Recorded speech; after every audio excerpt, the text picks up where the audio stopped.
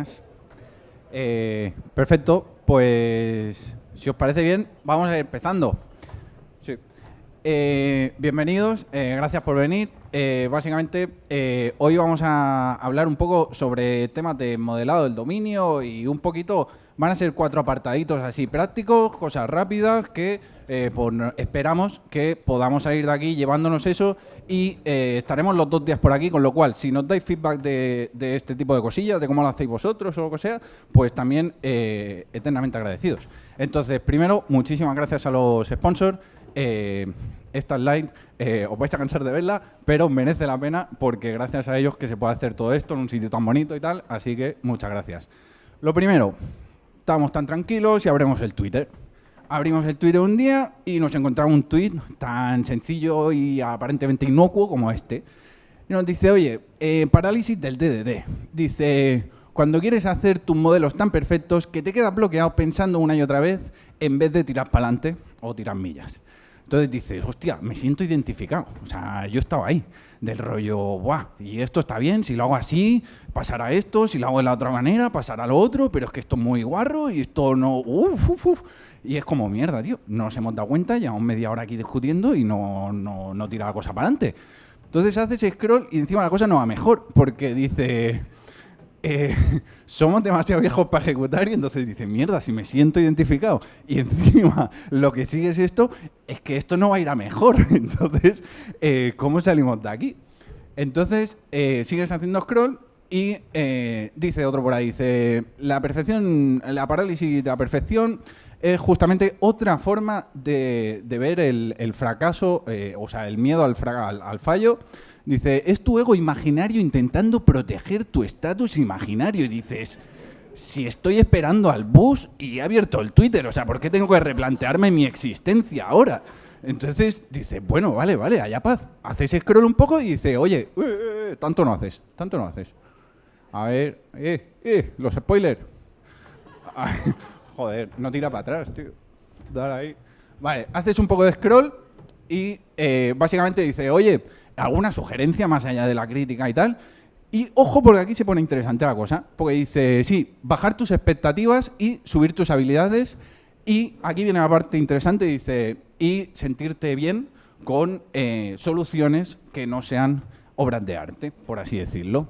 Entonces dice, hey, ahí empezamos a entendernos. Es decir, el rollo de decir, esto no tiene que ser perfecto, esto tiene que ser perfecto para el contexto y las necesidades que tenemos ahora mismo. Entonces empezamos a objetivizar esa sensación, esa emoción y a poner un contexto y algo que es práctico y algo que básicamente sí que ataca eso que hablábamos antes de decir me siento mal por no modelar esto perfecto, sino es, ok, tío, lo que busco es que funcione y que para el contexto que necesitamos sea una solución viable. Y ayer, justo de la Software Crafter de Londres, publica Rubén un tweet. Y con esto ya acabamos los tweets y cerramos el Twitter y nos ponemos manos a la obra, keep calm. Y hay 4 fotos así de la charla de Simon Brown y Rafita, ¿me estás tapando esto? Ahí lo tenemos. Y hay una de ellas que dice, Upfront Design, bueno, que es un proceso iterativo incremental, dice, ¿cuándo parar? Que esto es justamente lo que venimos hablando. Y si abres la foto y haces un poco de scroll, te das cuenta abajo la de gente que hay haciendo fotos y dices, hey, que no estoy solo en esto. O sea, podríamos hacer un club de, no sé, de parálisis anónimos o algo así y no estaríamos solos ahí, porque si tanta gente hace fotos, entonces dices, vale, perfecto. Ok, este es el escenario, jiji, jaja, ya estamos todos un poco en el rollito, entonces empezamos el tema.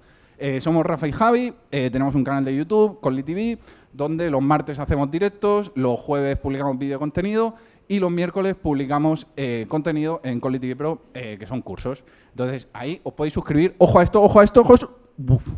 Entonces, eso. Entonces, expectativas de la charla. ¿Cómo se va a orquestar el tema? Primero, mundo real. Es decir, lo que queremos, aparte de los efectos especiales de la luz, es orientarlo a casos del mundo real, con lo cual va a ser un poco charla dirigida por screenshots, porque si no esto podría ser poner aquí ejemplos de código de esto lo hemos modelado así, esto lo hemos modelado así. Y es como, vale, pero esto no iba a ser práctico, tener en cuenta contexto, no sé qué, no sé cuánto. Entonces, primero, screenshot de cada caso de, vale, me siento identificado. Este problema lo tengo porque el 80% de los que estamos aquí, pues muy probablemente juguemos con listados de páginas y con cosas así. Luego, agnóstico del lenguaje de programación, somos unicornios, pero somos unicornios que tenemos ciertas restricciones y no nos podemos mover mucho. Entonces tenemos ahí un contexto que por mucho que queramos ser unicornios, nos va a restringir un poco a la hora de tirar por una solución u otra. Entonces, el primero, acoplamiento estructural. Esto es un repositorio de toda la vida. ¿Conocéis el repository pattern? Simplemente es para abstraer la lógica de la base de datos a la infraestructura. Esto es en dominio, lo controlamos nosotros, está guapo. Y mirad esto. Solo miradlo, pensad lo que queráis, miradlo. ¿Vale? Entonces ahora ponemos un poquito de contexto.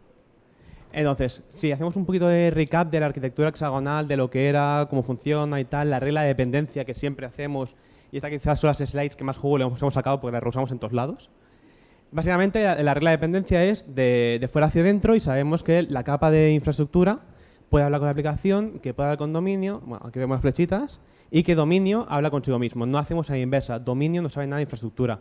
Dominio no sabe nada de base de datos. Dominio no. No utilizamos ORMs que están ahí acopladillos como un Eloquent en PHP o algo así, que hacemos user.categories.products y obtenemos todo, porque entonces nuestro dominio no es nuestro dominio, es nuestra infraestructura, y después tenemos las queries en las vistas y no sabemos qué está pasando, y entran 3 usuarios a la vez en la web y todo se cae. Entonces, siguiendo esto, vamos a respetar un poquito que esto no pase tanto. Lo malo es que, claro, hacemos todo esto y después las queries son más lentas, más pesadas, oye, tanto de DD y después todo al final va lentísimo. Calma, que lo veremos en breves también. Entonces, por un lado es esto de la regla de dependencia y por el otro lado es las otras slides que más reusamos, que es el flujo de petición. Entonces, esto recap muy rápido de arquitectura hexagonal, de lo que es que no es nada más que, dado que me llegan a mi request al controller, el controller llama a la application service. Aquí si tuviéramos CQRS habría un command bus, query bus de por medio, pero al no tenerlo es más directo. El controller llama a application service, el cual interactúa con los servicios, con los modelos que hayan de dominio y con los repositorios de nuestro dominio. Y después en la capa de infraestructura, en el color azulito, tenemos la implementación, el repositorio de Elasticsearch, el de MySQL, de lo que sea. Entonces, hasta aquí todos alineados más o menos. Vale, pues entonces volvemos a la imagen de antes y viendo este repositorio, ¿alguien adivina qué tipo de base de datos estamos utilizando?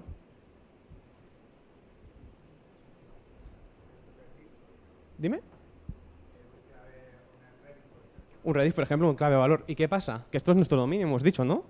Porque en nuestro dominio sabemos que este string key, porque vemos un key, va a ser algo de una base de datos clave de valor tipo un Redis. Aquí hay algo, ¿no? Algo huele, hay un smell, ¿no? Entonces, este es el primero de estos pasitos, cambios fáciles, que es que a quién pertenecen las interfaces. Pertenecen a los clientes y no a la infraestructura. No porque sabemos que vamos a hacer un repositorio en Redis y porque hemos empezado a picarlo todo desde la infraestructura, haciendo primero el repositorio y después sacar la interfaz, en lugar de hacer primero, en nuestro caso de uso, y después llamar a esta interfaz.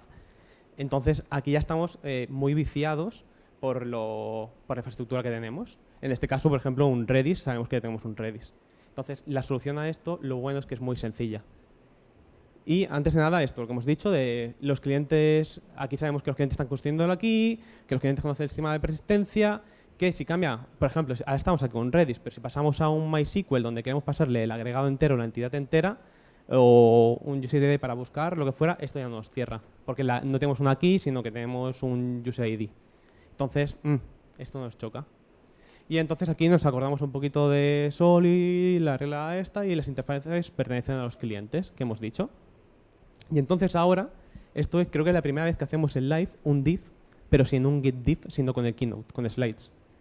Entonces, si quiere pasar el slide.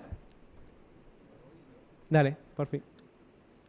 Teníamos esto, que es lo que teníamos mal. Aquí vemos el div, lo que seguramente vayamos a cambiar, string key, que teníamos esto. Por cierto, lo que hemos dicho, el código es agnóstico. Esto es Java 8 para arriba, porque tengo optional. Los de aquí que trabajáis con Java, si usáis optional, os da la vida, así no tenéis que tratar tanto con nulls todo el rato. Está bastante fino. Y entonces el div, a ver si puedo darle. Bueno, pasa a ser esto. Simplemente es algo tan sencillo como, oye, tenemos nuestro value object, tenemos nuestro objeto de dominio. Es una tontería, Porque seguramente la key que teníamos antes ya era user ID, lo usamos de key. Solo que ponía explícito un string que encima no está ni tipado ni nada, es ahí más escalar, y ponía key, que no nos dice nada. Aquí nos dice que a un usuario se le busca por su user ID. Y de igual que usamos un Redis, un MySQL, un Elasticsearch, lo que fuera. La implementación va a dar igual. Y así de simple es este cambio. Perfecto. Vale. Pues este sería el primero de los puntos. Hemos empezado suavecito, más o menos, todos estamos alineados, pues más o menos, pues el que más que menos, pues ya se habrá encontrado este tipo de casos, donde lo crítico, insistimos, ya no es el uso del value object, lo crítico es que los clientes ya no tienen que conocer cómo se formaba esa key, sino que simplemente le pasan el usuario, el identificador del usuario, y es la implementación del repositorio quien mapea eso al identificador. Perfecto, pues vamos para adelante, Rafita, ahí lo tenemos. Filtros combinados, esto no va, ¿eh? Esto... Vale. No, ha ido ahora, tío. Joder. Vale. Perfecto. Pues no te muevas ahí. Vale. Perfecto. Amazon. Todos hemos comprado en Amazon y todos tenemos pues nuestro marketplace de referencia, léase Ubinum, léase lo que sea. Entonces, aquí tenemos algo muy común en cualquier listado de elementos, que son los filtros. Y las combinatorias que vamos a ir haciendo cada vez que añadimos alguno de estos filtros para ir acotando nuestra búsqueda de productos. Es algo que además también se puede dar en nuestros back offices. Los back offices es donde más nos vamos a encontrar este tipo de tablas, datos estructurados en tablas. Sí, es muy precario. Por favor, los de UX, no miréis, taparos un momento los ojos. Entonces, aquí tenemos añadir filtro. No tenemos nada. Vale, perfecto. Venga, fiesta. Pásalo tú mejor. Vale, entonces aquí tenemos añadir filtro, entonces añadimos dos filtros que, insistimos, esto es con propósito para ver el ejemplo que queremos, no modelaríamos así la interfaz de usuario, pero básicamente le decimos, oye, fíltrame por el campo de duración todo lo que sean vídeos o cursos más grandes que 1 minuto y todos los cursos que de nombre contengan DDD. Perfecto. Entonces aquí pues nos salen justamente eso, DDD en COBOL y DDD en PHP. Entonces, esto básicamente es algo que nos vamos a encontrar en la mayoría de circunstancias y que por lo tanto tiene implicaciones en nuestras interfaces de los repositorios que hablábamos antes también. Si vemos ahí, esto podría ser la interfaz, digamos, clásica, estándar, mínima de un repositorio. De rollo, oye, el repositorio de cursos, ¿qué tiene que hacer? Poder guardar un curso con tipo de retorno void para evidenciar que eso produce un efecto colateral y no me devuelve nada, sino que lo que está haciendo es modificando el universo. Perfecto. Luego tenemos una búsqueda por identificador y dame todos los cursos. Perfecto. Empezamos el día 0 así, nos cubre los casos de uso, pero se va complicando la cosa. Primero, oye, no, dame solo los cursos que tengan la categoría, estamos filtrando, de arquitectura de software. Segundo, oye, no, aparecen conceptos de dominio. Oye, no, vamos a poner ahí un banner con los cursos populares. Con lo cual el repositorio adquiere nuevamente más métodos. Los cursos populares, los cursos más recientes. Empezamos a parametrizar esos métodos del rollo, no, los más recientes pero con un límite, que sean solo los 5, porque solo quiero un slider de 5 cursos. Y ya por último, además también empezamos a hacer combinaciones de esos filtros del rollo. Dame los más recientes pero que hayan funcionado, que sean populares. Entonces, ¿qué pasa? Que esto al final empieza a adquirir métodos y métodos y métodos y lo que tenemos ya no es un repositorio, es un DAO de Data Access Object donde vamos metiendo métodos y métodos y métodos y esto al final pues explota en términos de method explosion o como lo queramos ver. Entonces, dale, Candela. Ahí lo tenemos, ha explotado. Vamos a calmarnos, hay solución para todo. Entonces, esto de aquí, no sé si os habéis leído, hay un libro que se llama Pattern for Enterprise Software, algo así, de Martin Fowler, libro finísimo. El Rafa de los 18 años decidió que era buena idea comprarlo. Vaya tostón, en serio. Es que me acuerdo comprarlo ilusionado de, sí, ahora que estoy aprendiendo todo esto, me lo compro y el tostonaco, que después ya con el tiempo entiendes que es más como un libro de referencia de tener, oye, este patrón, este patrón, este patrón, este patrón y este patrón. Entonces, uno de esos patrones que sale allí es el Specification Pattern, que es lo que vamos a ver aquí, que es lo que podemos llegar a hacer. Specification Pattern también se conoce como el Criteria Pattern o el Filter Pattern. ¿Alguien lo conoce? Hombre, mucha gente. Muy bien. ¿Y alguien lo utiliza en repositorios? Finísimo. Vale, entonces, básicamente lo que viene a ser es, oye, lo que está pasando antes es que por cada vez que añadimos un filtro nuevo, imaginaos en Amazon. Amazon tiene 10.000 filtros y filtros condicionales. Si estoy en la categoría tal, hay estos filtros, si no, no. cada vez que hacemos un filtro nuevo, tenemos que ir a nuestro repositorio y meter una nueva línea, un método, y después su implementación. Y así por cada filtro, y ya no por cada filtro, sino por cada permutación de los filtros que pudiera haber. Y eso al final acabas con la clase de 5.000, 6.000 líneas que nadie entiende, que nadie quiere tocar, que es el caos, que es lo peor que pueda haber. Entonces, la solución buena, una solución que proponemos que va bastante bien, bastante fino, es utilizar Criteria. Y el patrón Criteria Specification Filter, como queramos llamar, preferimos Criteria porque es como el criterio a buscar. No es nada más que tener unos objetos que contengan la búsqueda que queremos hacer. Que lo vemos ahora. Antes de nada, también decir muy importante que tanto la interfaz que sabemos como el criterio es un criterio nuestro, de nuestro dominio. No es el criterio de Hibernate que venga por defecto, el de Doctrine o nada, sino es el nuestro, uno que hemos picado nosotros. Entonces, no es nada más que un conjunto de filtros, orden, offset y limit. Y esto aquí lo vais a ver. Vale, pero estamos desacoplándonos de la infraestructura. Siempre decís desacoplar de la infraestructura y ahora en vuestro dominio tenéis el concepto de offset, de limit, de orden y filtros. Y la cosa es que sí. Pero la cosa es que en nuestro dominio, en este caso, tenemos estas palabras. Cuando alguien está en el back office, dice, oye, yo cuando pongo el filtro de no sé qué, esta palabra es nuestro lenguaje ubicuo, es algo que pasa. Oye, yo cuando ordeno por no sé qué, esto es una cosa nuestra, es nuestro lenguaje ubicuo. Por lo tanto, aquí no es nada que sea del otro mundo, de infraestructura, sino que es algo nuestro, algo que nosotros controlamos. Y aquí, si nos acordamos el back office tan chulo que diseñé yo, y todos os habéis reído de mi diseño, que teníamos aquí, un filtro no es nada más, esto aquí, es una array, una colección de filtro, y cada filtro es algo que tiene un campo, un operador y un valor. Por lo tanto, que el curso del nombre de esto contenga DDD, por ejemplo. Y aquí podemos combinarlos todos que queramos y podemos hacer lo difícil que queramos. Ahora mismo esto tenemos implementado tenemos todo esto open source, entonces está en un repositorio, si buscáis GitHub/CodeDTV, lo tenemos implementado en Java y en PHP, diría por ahora, no sé si en Scala. Y esto, básicamente bastante sencillo de utilizar y ahora veremos un poquito más por dentro cómo funciona. Entonces, lo importante, lo que cambia. Antes teníamos seguramente un endpoint por cada filtro que nos podían pasar o con query strings que nos llegaran, no sé cuántos. Lo que queremos hacer es que esto sea mucho más extensible. No queremos que el día de mañana metemos un campo nuevo a la base de datos, el back office, metemos en la persona que se encarga del frontend también va allí y mete el campito nuevo y no queremos nosotros tener que hacer un desarrollo en backend otra vez a medida solo para esto. Entonces, la solución que puede haber con esto es, oye, esta extensibilidad que hemos hecho en nuestra parte de dominio también lo podemos sacar a la parte de request. Y esto es un protocolo que hay, bueno, por HTTP, por GET, puedes enviar arrays, solo que depende del servidor que lo interpreta como array o te lo tienes que picar tú. Entonces, por ejemplo, el servidor de PHP, si le pasas un array con este estilo de filters, el primer valor, el campo filters, name, te acaba traduciendo a un array de este estilo, a un hash map. Después hay otros lenguajes como Java que por defecto esto no lo tienen y quizás es más estándar, en lugar de pasarlo con este formato, pasarlo pues separado por comas, separado por valores, depende mucho del tipo de servidor que utilicemos y tal. Lo malo es que no hay un estándar, por lo tanto, esta aquí va bien. También cabe decir que esta aquí tiene un problema, que no me acuerdo cuál es, pero hay un límite del tamaño de URLs. Entonces, seguramente, aunque quede feo por REST, acabaremos cambiando este get por un post cuando aquí tengamos 5 o 6 filtros porque ya excede el máximo de la URL que podemos pasar. Claro, eso verlo. ¿Sabéis? Esto me pasó hace 2 empresas. Hace 2 empresas implementamos esto para el back office que teníamos y de golpe veíamos que los filtros funcionaban bien, pero metías un filtro más y dejaba de funcionar. O a veces petaba y a veces te devolvía todo, a veces no sé qué. Y debugando hasta que te das cuenta que es el navegador quien te corta la URL de la petición que estás haciendo. Entonces ya ver eso, ya pasar a un post, decir, con lo bien que graba el get, pero bueno.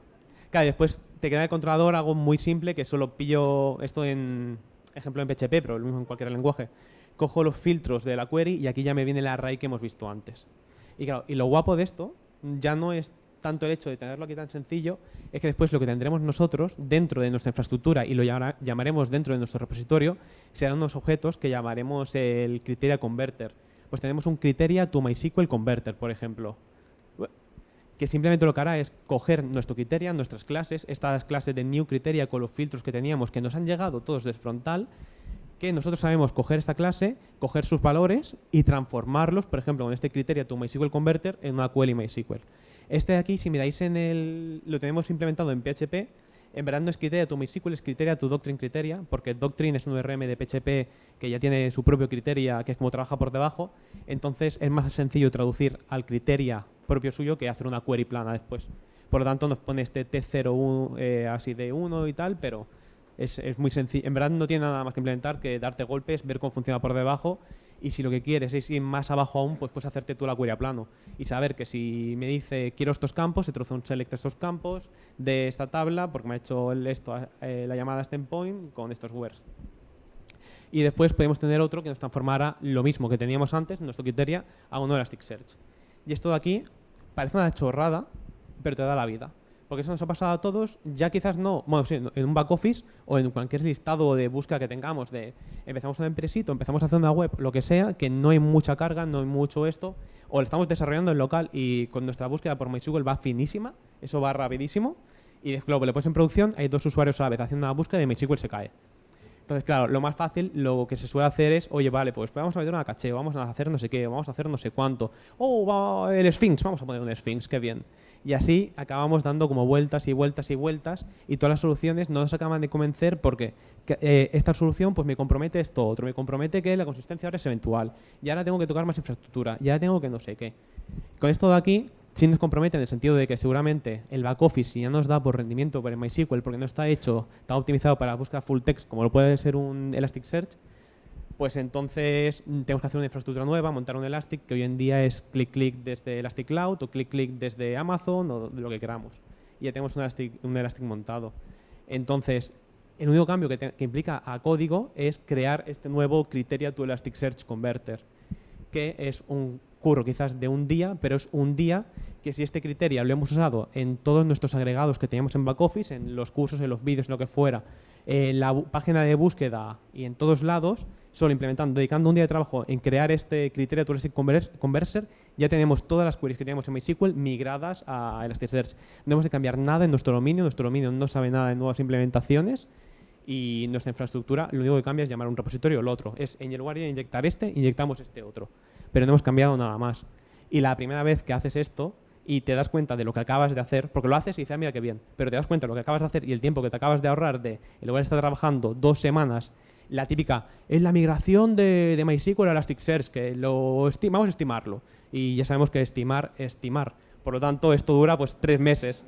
3 meses ahí pasando a Elasticsearch contra un día más lo que se tarda en montar la infraestructura para tenerlo. Entonces, creo que es algo que aporta bastante y que va muy bien. Pero también es muy importante decir, disclaimer, que siempre nos gusta, que esto es cuando tenemos N casos de uso o vemos que nos ha pasado lo que ha dicho Javi, que tenemos que buscar esto y ahora buscar esto. Y ahora tenemos 3 filtros, y ahora 5 filtros y 80 métodos.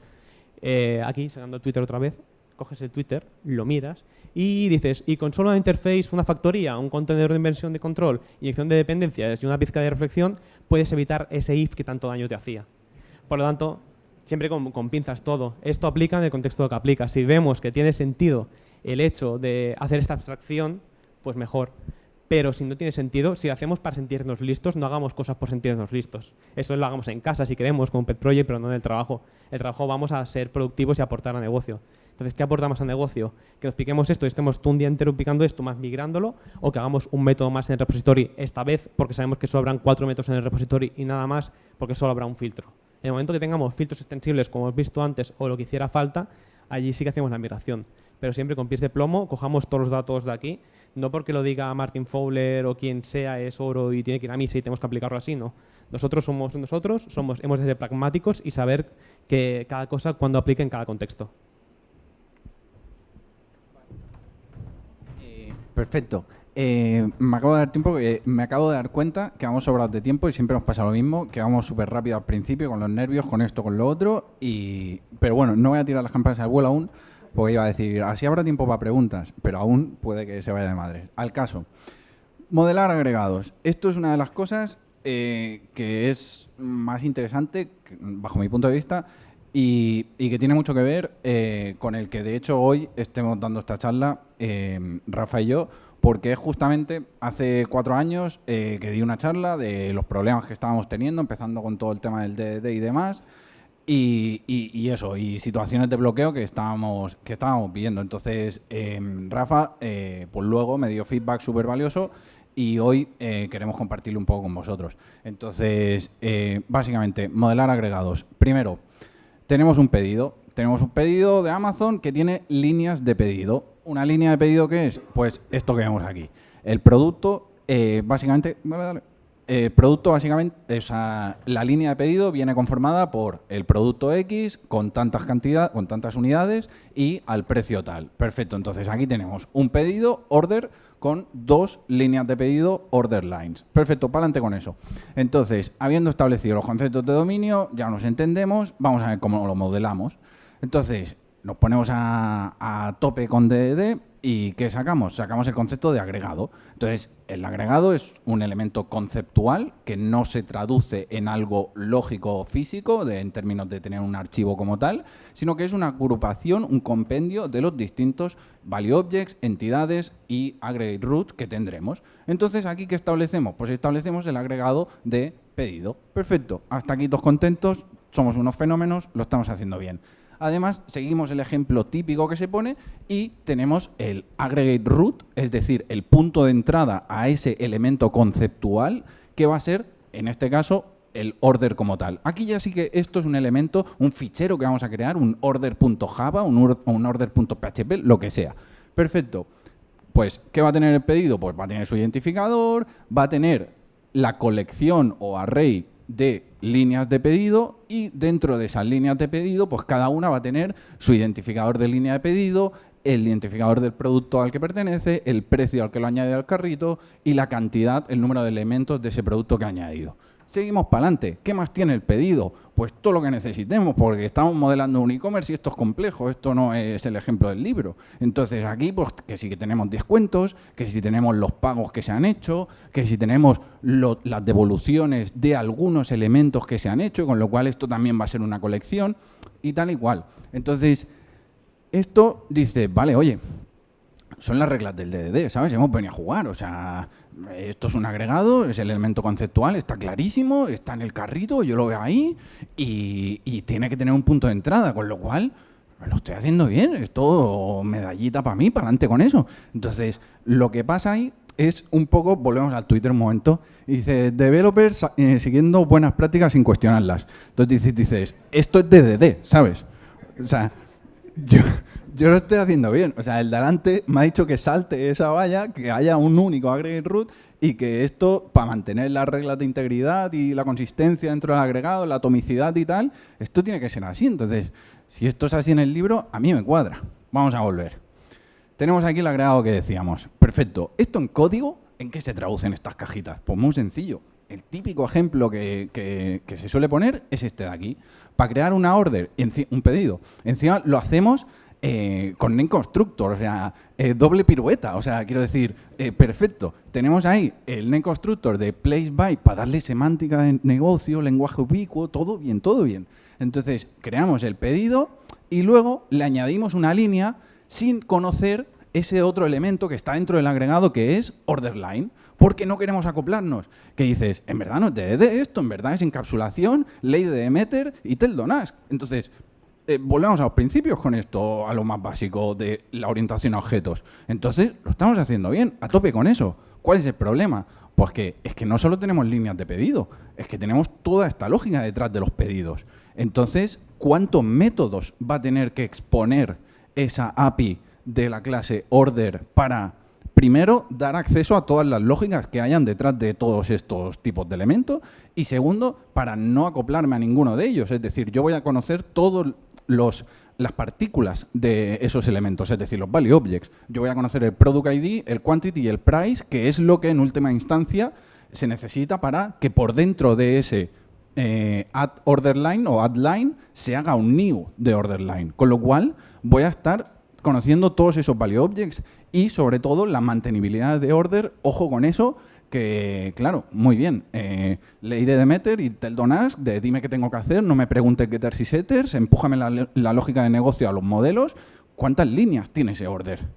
O sea, wow. Entonces, vamos a calmarnos. No obstante, ¿por qué hacemos esto? ¿Cuáles son los beneficios cuando lees? Porque ahora estamos haciendo parodia, lo estoy llevando al extremo para también hacer esto un poco ameno, pero sí que es verdad que tiene todo esto un sentido y es en términos de consistencia. Es decir, por ejemplo, que cuando se haga el add line, el total del pedido que veíamos también se actualice. Desde el momento en que tenemos un agregado y solo un punto de entrada al agregado, que es ese order, vamos a poder estar seguros que cada vez que se modifique algo, como añadir o hacer una devolución o algo, se va a poder mantener esa consistencia a lo largo de todo el agregado. Actualizar el total, lo que haga. Entonces, eso es guay. Y luego también guay con las restricciones de integridad. Imaginemos que, por lo que sea, no podemos añadir más de 2 ítems al carrito. De hecho, esto lo hace Amazon Prime, de hecho, para que no puedas pedir ahí las 15 botellas de agua, sino que pidas 2 y tal. Entonces, imaginemos por lo que sea que tenemos una restricción de integridad del dominio que, oye, no puedes añadir más de 2 elementos. Con esto lo estamos consiguiendo respetar de forma súper fácil. Si me llamas al add line, yo soy order. Yo tengo el contexto de todo. Entonces, yo sé cuántas order line tengo, yo te puedo parar aquí mismo. Entonces, eso es guay. Pero, como decimos, nos chirría mucho porque si entendemos los agregados al final como la agregación o la suma de ley de Demeter, de no hables con desconocidos, de solo habla con order y no hables con order line, etcétera, y de tell don't ask, de empuja la lógica de negocio, no me preguntes mis atributos y tú hagas la lógica de negocio en capa de servicios y luego me modifiques el estado con setters, lo que vamos a acabar es líneas de código a mansalva ahí y mantenibilidad con eso, ojo peligro. Entonces, este order, alternativa aquí, señor Rafita, entra en acción y me dice, no, tío, pero una de las cosas que se puede plantear es tener agregados mucho más pequeños y que el agregado order lo entendamos únicamente como, ahí lo vamos a ver, el aggregate root de order, obviamente, tiene que estar eso, el aggregate root, perfecto, el identificador del pedido, el total, el importe total, el estatus de ese pedido o lo que sea necesario y el número total de líneas. Y entonces, luego aparte vamos a tener otro agregado diferente que sea el de línea de pedido, luego vamos a tener otro agregado diferente que sea el de devolución de línea de pedido, etcétera, etcétera, etcétera, etcétera. Y cada uno van a ser agregados pequeñitos y de tal forma que a la hora de levantar alguno de estos agregados de base de datos no sea un drama también en términos de rendimiento, porque si estoy simplemente pintando la página de últimos pedidos realizados, no quiero toda la información de, yo qué sé, si está de los detalles de la cancelación, de la fecha de cuando se ha cancelado, simplemente necesito el importe total que he pagado y ya está. Entonces, a la hora de recuperar esos datos de base de datos va a ser mucho más eficiente, etcétera, etcétera. Pero claro, entonces las preguntas ¿cuáles son? Pues oye, ¿qué pasa con los beneficios que antes sí estábamos obteniendo gracias a tener una barrera de entrada a todo ese elemento conceptual de pedido? Vamos a verlo. Vamos a ver 2 casos concretos que atañen a esto que estamos diciendo. Al final lo segmentamos en 2 criterios objetivos o 2 elementos muy claros, que son la consistencia y las restricciones de integridad. Entonces, a pesar de que sean 2 ejemplos concretos y específicos, lo podemos abstraer y extrapolar a cualquier regla en estos 2 sentidos. Entonces, primero, tenemos que recalcular el total. Es decir, cada vez que se añade una línea de pedido, tenemos que actualizar ese total o cuando se hace una devolución o cualquier cosa. Aquí de lo que tiramos es de consistencia eventual, básicamente eventos de dominio. Entonces, ¿qué hacemos? Pues simplemente tenemos ahí el application service o caso de uso, el servicio que acaba ejecutando esa lógica de añadir una nueva línea de pedido.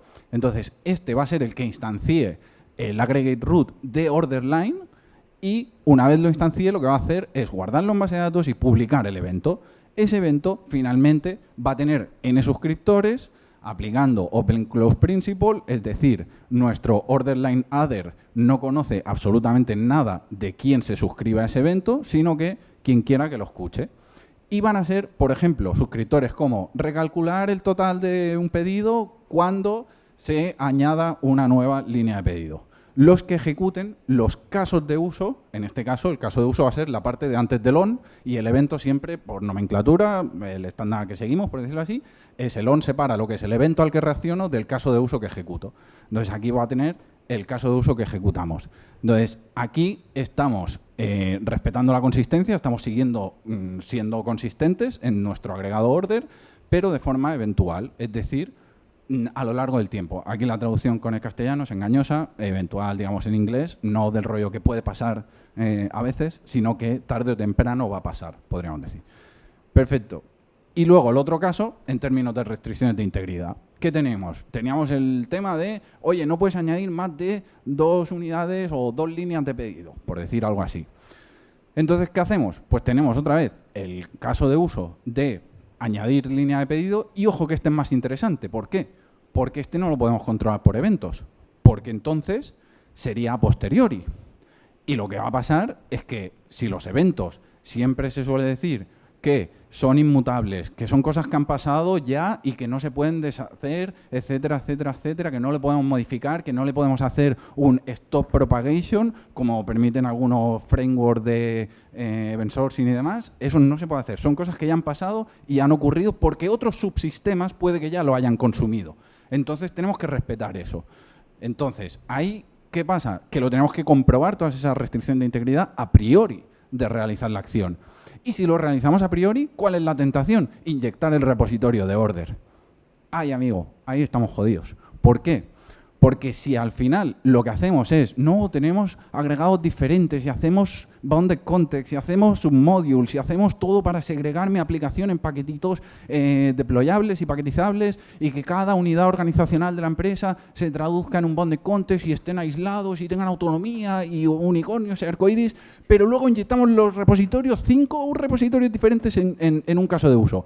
Amigo, estamos igual, estamos donde estábamos, porque vamos a seguir conociendo ese otro módulo, vamos a seguir conociendo ese otro agregado, porque si inyectamos el repositorio, porque se lo vamos a pedir, el agregado de order, y le vamos a decir, oye, ¿cuántas líneas tienes ya? Entonces vamos a estar acoplando un módulo a otro módulo. Entonces es ahí donde tiene sentido aplicar cosas como CQRS. Entonces lo que inyectamos en ese caso de uso es el query bus. Y al query bus simplemente le tiramos una query que es un DTO y le decimos, oye, ¿puedo añadir una nueva línea de pedido a este pedido? Y entonces ese query bus, el que tiene la asociación 1 a 1 de esta query, va a este query handler de este otro módulo que tu módulo de order lines no lo conoces. Un módulo, un agregado, estamos hablando por tanto. Entonces esa query va al query handler de, oye, mapea estos primitivos, estos valores escalares de esta query a value objects del dominio, porque este query handler ya está en ese módulo y aquí sí que se puede permitir el lujo de conocer esos value objects. Antes no, porque podríamos estar en otro ecosistema de otro lenguaje diferente incluso. Entonces, aquí esto va a acabar ejecutando el caso de uso de, oye, comprueba que puedo añadir a pedido, no sé qué, y este caso de uso sí que ya va a ser el que tenga inyectado el repositorio de orders, le devuelva al aggregate root, le diga, oye, te puedo añadir algo más, este le diga que sí o que no, pip, volvemos a escalar para arriba, tenemos el resultado de esa query y entonces ya sí sabemos que podemos ejecutar ese caso de uso. Con lo cual, nuevamente, a pesar de estar dando una vuelta mucho más grande, y por eso decíamos el tema de que el contexto es importante, estamos hablando de que necesitamos equipos independientes y no sé qué y no sé cuánto, en ese tipo de casos sí que nos va a salir a cuenta, sí que va a compensar los beneficios que nos está aportando toda esta niveles de indirección para poder acabar ejecutando algo muy fácil, y podremos estar respetando esas reglas de integridad que veíamos antes. Entonces, restricciones de integridad, perfecto. Vale, pues vamos al siguiente punto. Antes de nada, ha quedado claro en la parte de antes que habían agregados pequeñitos, cuanto más pequeños mejor, cuanto menos lógica tengan mejor, pero que tengan toda su lógica, eso siempre. Y no empecemos a hacer que crezcan, porque después cuanto más grandes son, más difícil de separar y sobre todo peor es la performance. Si antes teníamos este agregado que tenía el order, que tenía order lines, y alguien se flipa y mete 800.000 order lines porque se quiere comprar todo el Amazon entero, pues después cuando haga la query de dame esto, seguramente nadie ha pensado porque es un atributo que está dentro de order, que esto se ha de paginar o lo que fuera. Y encima queda muy raro que un agregado tenga cosas paginadas por dentro. Entonces, todo esto, cuanto más lo podemos acortar, cuanto más pequeñito, todo más fácil. Entonces, ahora vamos a modelar un sistema legacy. Aquí el emoji no cuadra tanto, la intención era una masa de pan de moldeando, pero es lo más cercano que había. Entonces, esto muy fácil. Seguramente todos aquí hemos estado una vez en el contexto de entramos a la empresa o vemos algo nuestro que hicimos hace unos años y tenemos estas tablas, algo como esto. O sea, nos ha pasado sin duda, lo hemos hecho. Porque siempre hemos buscado las relaciones. Mira, pues esto de aquí va a ser un one-to-many. Y esto de aquí un one-to-one. Y esto de aquí no sé qué. Y empezamos a hacer el diseño por la base de datos. Nos queda un diseño que es genial. O sea, yo con esto me caso, es perfecto. Pero después, al cabo de 10 años, viene alguien y dice, ¿qué es esto? Porque hay tablas duplicadas. Porque el usuario está distribuido en 80 tablas. Cuando es que un usuario, ¿dónde se hacen los inserts? ¿Qué está pasando? Y todo esto se vuelve súper complejo. Y acabas teniendo el sistema programado del 2004 en Vete tú sabes que el lenguaje que había en 2004 de una forma como se programaba en 2004. Entonces, ¿qué hacemos? ¿Qué hacemos? Porque esto, claro, lo malo de las empresas es que normalmente esto es lo que te da el 80% del dinero. El sistema que nadie quiere tocar, es lo que da dinero. Y la otra parte mala para la empresa es que todo el mundo que fichas, que encima no somos baratos, somos caros, no quieren tocar esto, porque somos unos pijos y no nos gusta ensuciarnos las manos. Entonces, ¿qué hacemos? ¿Cómo podemos hacer para...? Seguimos siendo un poquito viejillos, pero podemos entrar aquí, no nos da miedo. Leemos qué refactors podemos hacer, cómo podemos esconder esta mierdecita sin que nos dañe tanto. Entonces, esto de aquí, primera solución, la primera más rápida que podemos aplicar en cualquier contexto y es muy sencilla de aplicar. Entonces, imaginamos como siempre nuestras slides reutilizadas. Entonces, el flujo de arquitectura hexagonal, que tenemos pero esto aquí lo estamos aplicando en nuestro sistema legacy, Nuestro sistema que nadie quiere tocar, queremos que quede algo bonito. Entonces vamos a aplicar arquitectura hexagonal en nuestro sistema legacy, pero escondiendo la mierda en la parte de la mierdecilla. Entonces, VideoGetController llamaría a nuestro VideoFinder aquí, por ejemplo. Entonces, nuestro VideoFinder interactuaría con el agregado vídeo y tal, pero aquí es donde tenemos nuestra capa de anticorrupción, donde decimos, oye, nosotros sabemos que tenemos este video repository que nos va a devolver un vídeo modelado como nosotros lo queremos en nuestros contextos, en nuestros casos de uso que nos hagan falta. Y por detrás tenemos una implementación que será esta de Legacy DB Video Repository, porque todos sabemos que todas las mierdecillas, todas las guarradas, todo lo que nos gusta, todos los singleton factories y todas esas cosillas a la infraestructura, que no lo vea yo, pero mi dominio lo quiero limpio.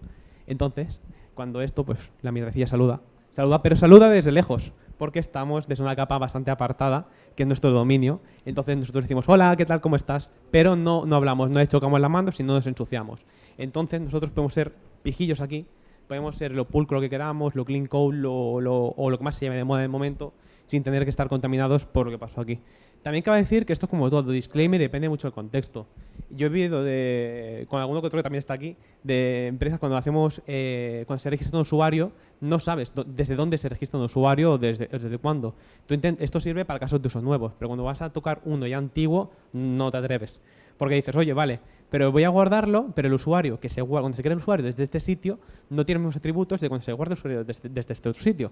Y claro, encima son pues hash maps, arrays planos, lo que se guardan, no es nada dipado, entonces no sé lo que me va a venir. A veces el array contiene el username y a veces pone name, y a veces no tiene nada. ¿Y qué hago en cada caso? Entonces, esto aquí se vuelve mucho más complicado. Esto va muy bien para, sobre todo, casos de usos nuevos que tengamos que hacer y todo que tengamos que interactuar con el sistema legacy. Pero para hacer refactors del sistema legacy, esto se complica bastante. Pero para eso hay truquillos. Y el truquillo es aquí vuelve a entrar de juego los eventos de dominio que hemos dicho. ¿Estáis familiarizados con eventos de dominio?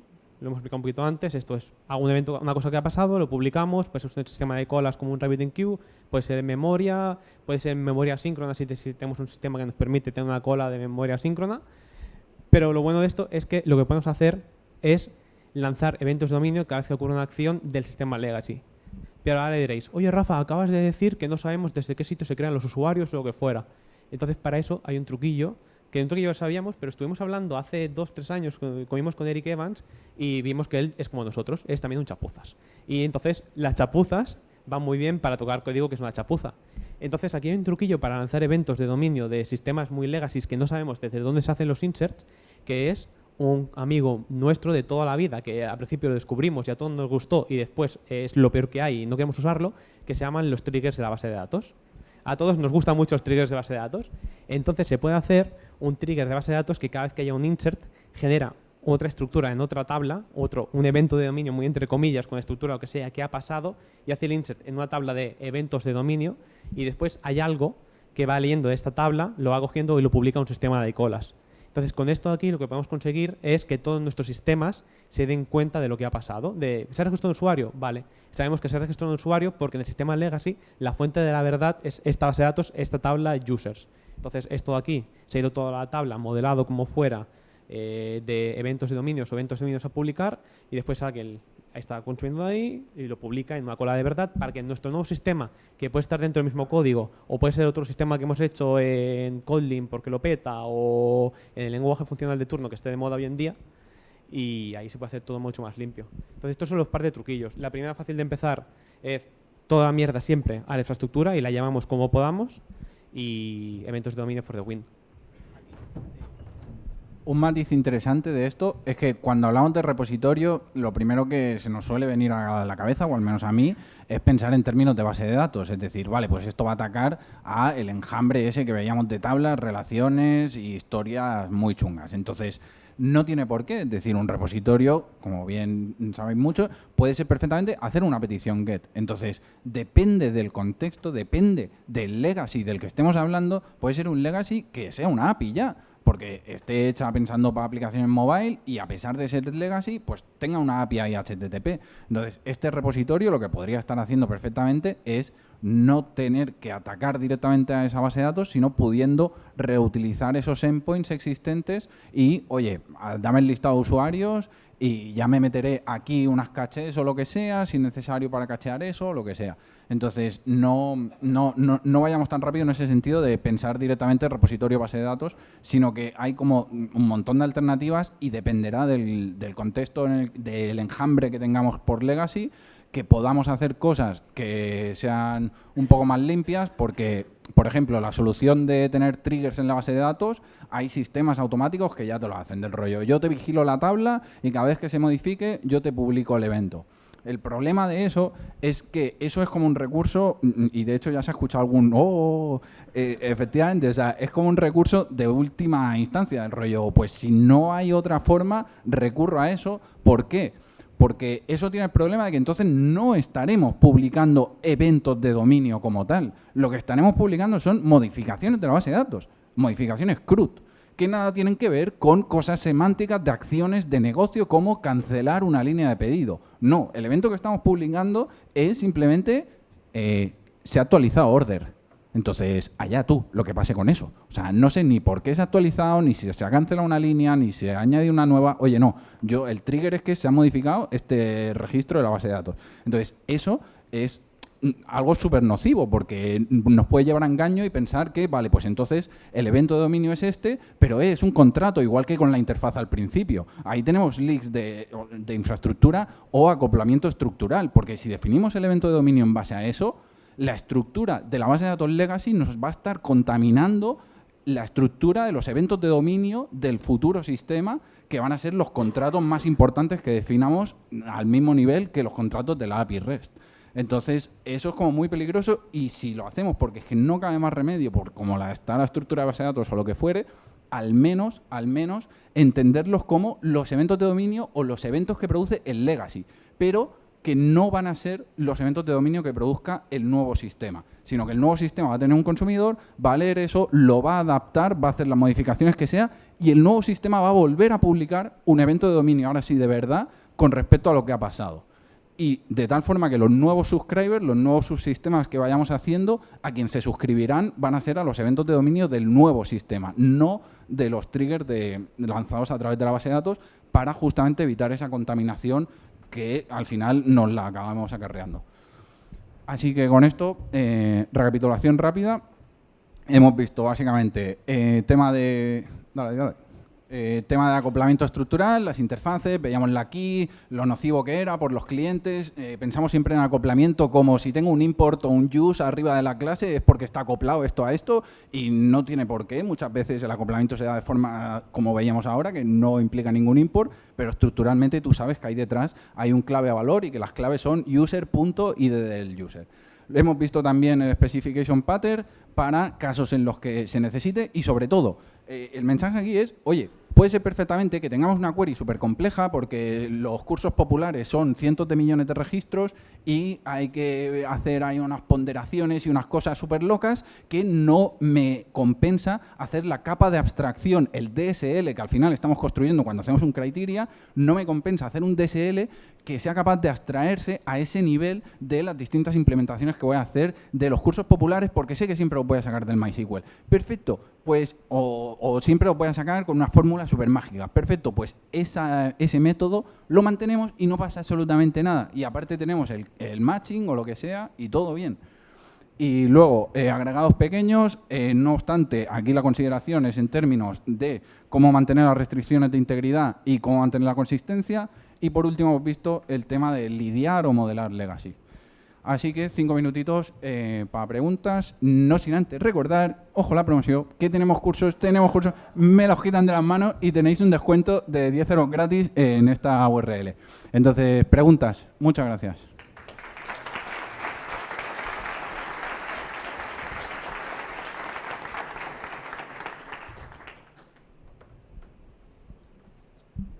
Hola, sí, hey, buena charla chicos. Una preguntilla, ¿consideráis un anti-pattern entonces inyectar más de un repositorio en una query? ¿Repite? ¿Intentar meter un repositorio en una query? No, más de un repositorio. O sea, ¿meteríais un repositorio y luego el query bus para pillar o...? A priori, como es muy raro estar hablando a 2 metros y estar agachado con un micro, pero entiendo que es por el vídeo y tal. Vale. A priori, como mínimo, sería algo a mirar, a considerar. Entonces, no tiene por qué estar mal. O sea, y el tema anti-pattern es como muy violento, es muy agresivo, porque entonces es como, si haces esto, está mal. Entonces, más que anti-pattern, lo podríamos llamar como code smell, del rollo es un olor, que puede que tenga sentido o puede que no, pero ¿por qué? Porque si partimos de la premisa que los agregados son los elementos de más alto nivel, digamos, o sea, los elementos a los que vas a poder acceder, si tienes 2 repositorios, los repositorios van a devolver los elementos de más alto nivel a los que vas a poder acceder, con lo cual tienes 2 repositorios que devuelven cada uno su respectivo agregado. Entonces, si tienes 2 repositorios es porque estás jugando con 2 agregados, entonces habría que ver por qué estás jugando con 2 agregados y si se podría hacer con otras formas esa comunicación vía eventos de dominio o vía query bus. Pero no tiene por qué estar mal por definición. Vale, Otra cosa es que al tener 2 repositorios inyectados en el mismo caso de uso, por ejemplo, sin darte cuenta podrías acabar mutando. Estamos en el de vídeos y de cursos, y en el de cursos hemos inyectado los 2. Podrías en un caso de uso de cursos modificar el estado de vídeos y guardarlo. Y entonces no está toda la lógica de cursos autocontenida dentro de cursos ni la de vídeo dentro de vídeos. Ahí, por ejemplo, te estarías dejando de hacer cosas como publicar el evento de dominio, porque has interaccionado directamente con el agregado vídeo desde el módulo de cursos, le has modificado cualquier cosa de, oye, no, haz un trim y modifica la duración del vídeo, y lo has guardado en el repositorio, por decir algo. Entonces, ahí, como no se ha ejecutado el caso de uso que has programado para eso específicamente de modificar la duración de los vídeos, ese caso de uso es el encargado, el último responsable de mantener la atomicidad en términos de transacción y en términos de publicación de evento. Luego, la transacción puede que sí que la garantices porque vas a estar en otro caso de uso del módulo de cursos, pero la publicación de eventos no. Entonces, ahí es lo que puede pasar, que los otros subsistemas que sí que van a estar suscritos a ese evento de vídeo no se van a enterar de que tú desde curso has modificado eso. Pero, no sé, o sea... Sí, para commands lo veo claro, pero para queries no lo tenía tan claro, entonces... Porque en queries no vas a generar dominio, no eventos, porque no vas a modificar entidades y todo el rollo. Por eso, pero vamos, que más me has contestado. Para queries ahí lo que podríamos ver es del rollo, ¿por qué estamos necesitando 2 agregados diferentes? Porque al final lo que estamos generando es acoplamiento de un módulo a otro. Entonces, primero, si lo puedo asumir y me compensa y no sé qué, no sé cuánto, pues para adelante, tira millas con eso, no hay ningún problema, para adelante. Pero otra cosa es, oye, ¿y por qué hacemos 2 queries o n queries? Entonces, ahí lo que podríamos estar hablando es decir, no, es que tenemos el agregado, por decirte algo, curso y estudiante. Entonces, desde el listado de cursos, pues necesito saber los cursos y hacer luego una query de dame todos los estudiantes de todos estos cursos que he obtenido para este listado. Entonces, tenemos el problema de n+1 ahí, que vamos a hacer n query más la primera de esos cursos. Entonces, y n multiplicado por el número de tipos de elementos que cojamos. Porque si dejamos un listado de cursos y queremos, vale, pues la información de los alumnos que hay en cada curso, la información del rating de cada curso, la información de no sé qué, no sé cuánto, n por n más una query ahí. Entonces, ahí sí que tenemos un problema. Por eso lo decíamos lo del code mail, porque ahí lo que estaremos hablando es, no, entonces tiremos para opciones de read model y que cada vez que se suscriba un alumno a un curso o empiece un curso, se publica un evento y luego hay otro modelado que se escucha ese evento y dice, vale, pues yo en mi proyección, porque al final es una proyección, materializo estos datos simplemente aumentando el contador de alumnos en 1. Y entonces, de esa forma, en ese caso de uso, ya pasamos de necesitar esas n por n más una query a simplemente necesitar hacer la query de dame el listado de cursos como lo entendemos en el frontend de la plataforma de cursos, por decir algo. Perfecto, muchas gracias. Guay. Más cosas. Corta, ¿no? Vale. Perdón, que queremos comer todos. Hay una respuesta genérica a todas las preguntas, que es, todos conocemos a un programador que es gallego. Entonces la respuesta es, depende. Muchas gracias.